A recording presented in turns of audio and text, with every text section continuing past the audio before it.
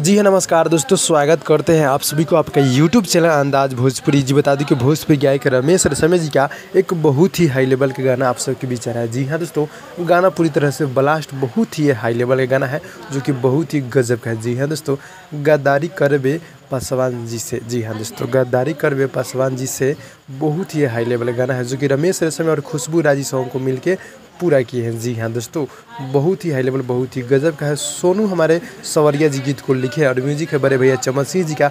और ये गाना यानी कि 17 तारीख यानी कल सुबह 6:15 पे रमेश रसमे ऑफिशियल से देखने को मिल जाएगा। जी हाँ दोस्तों, गद्दारी करबे पासवान जी से बहुत ही हाई लेवल, बहुत ही गजब का है। जी हाँ दोस्तों, तो जितने भी रमेश रसमे जी को चाहने वाले भाई लोग दिख रहे हैं, आप लोग मेरे चैनल को सब्सक्राइब कर नोटिफिकेशन बेल आइकन को आप लोग ऑल पे कर दीजिएगा ताकि आप लोग को कोई भी गाना उनका रहेगा तो सबसे पहले अंदाज भोजपुरी के माध्यम से न्यूज़ देखने को मिलेगा। तो आप लोग अंदाज भोजपुरी को सब्सक्राइब कीजिए और अपने दोस्तों में फैला दीजिए। जी हाँ दोस्तों, खुशबू राज है डुइट में और गाना पूरी तरह से बवाल है। कल सुबह 6:15 पे रमेश रसमे ऑफिशियल से भोरे भोरे देखने को मिल जाएगा। मिलते हैं अगले वीडियो में, तब तक के लिए धन्यवाद।